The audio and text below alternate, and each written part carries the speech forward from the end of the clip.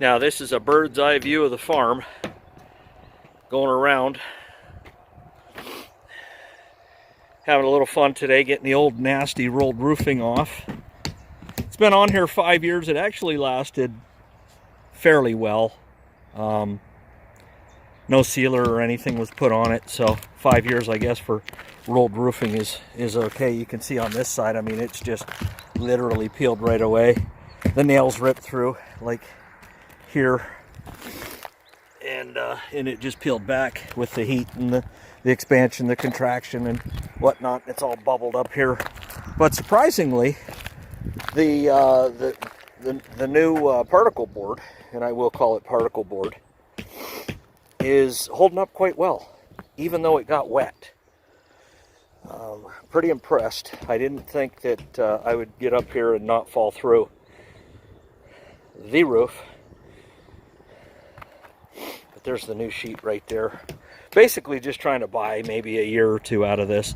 Like I said, the last stuff lasted about 5. So anyways, a new YouTuber showed up surprisingly today. Found out that I was doing this roof, and that new YouTuber could not resist coming here and doing this because it absolutely beats anything else that you could be doing in life. And that's PA Hillbilly. Hee-haw! Turkey in the straw! Oh, PA Hillbilly up in here. Hey everybody. See, going down through here, tacking it away. And this is your overlap here. We'll come and go about 6-8 inches on that, and then just keep going, keep going. But, you know, I did not do this roof originally. This was done by somebody else. I would not have used OSB or particle board.